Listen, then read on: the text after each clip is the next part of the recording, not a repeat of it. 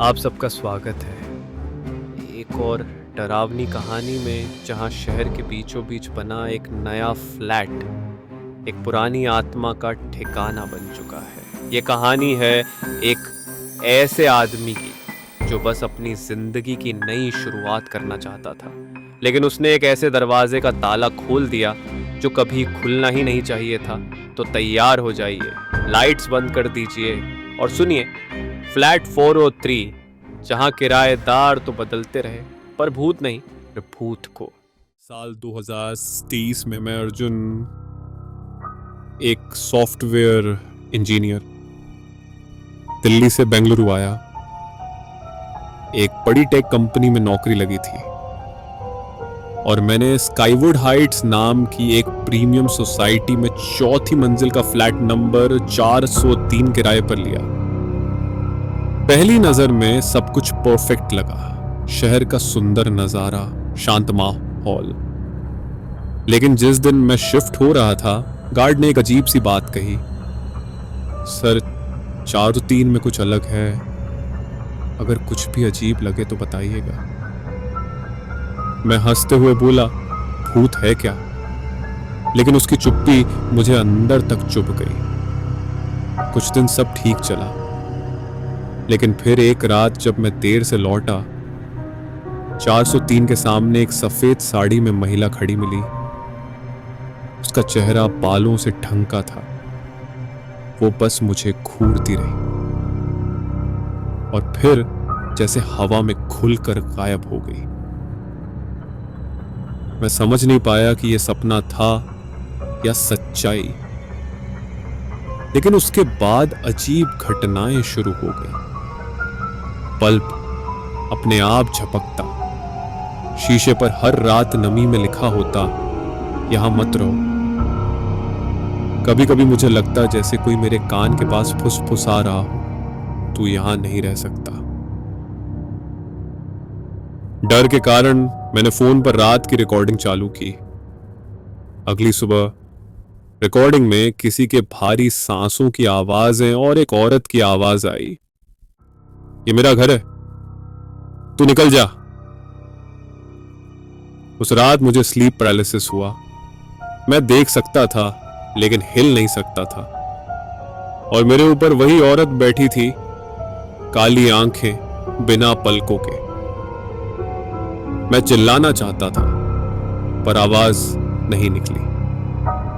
सुबह गले पर लाल उंगलियों के निशान थे, जैसे किसी ने जोर से दबाया हो।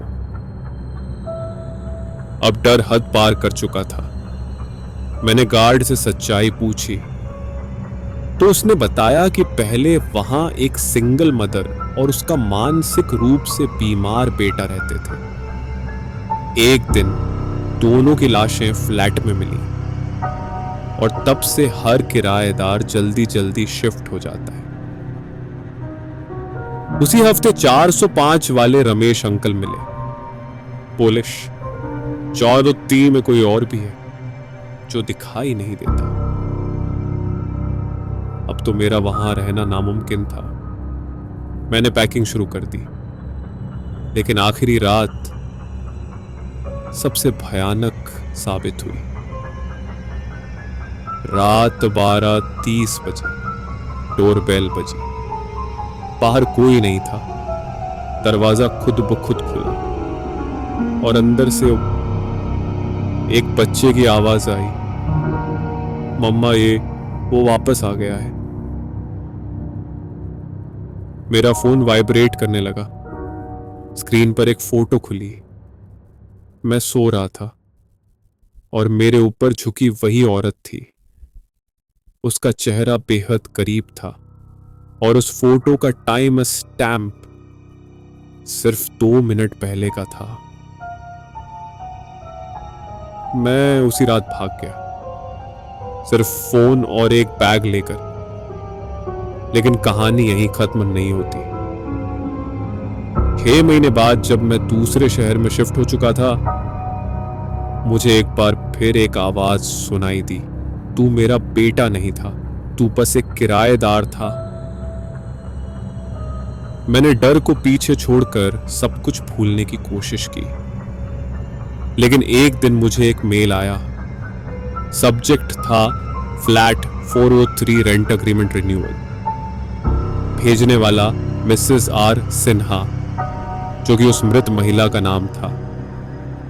मेल के नीचे लिखा था, तू चला भी जाए पर तेरी जगह अब खाली नहीं रहेगी, अब कोई और आएगा तेरे जैसा ही कोई अकेला।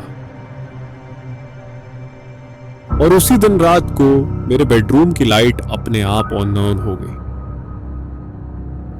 मैं 403 से तो भाग गया, लेकिन शायद 403 मुझसे कभी नहीं भागा, क्योंकि कुछ मकान बस जगह नहीं होते, कुछ दरवाजे बस खोलने के लिए नहीं होते, कुछ घर सिर्फ रहने के लिए नहीं बने होते।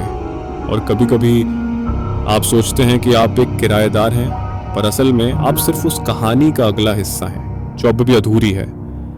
हम फिर मिलेंगे एक और कहानी में, जहां हकीकत और डर के बीच की रेखा धुंधली हो जाती है।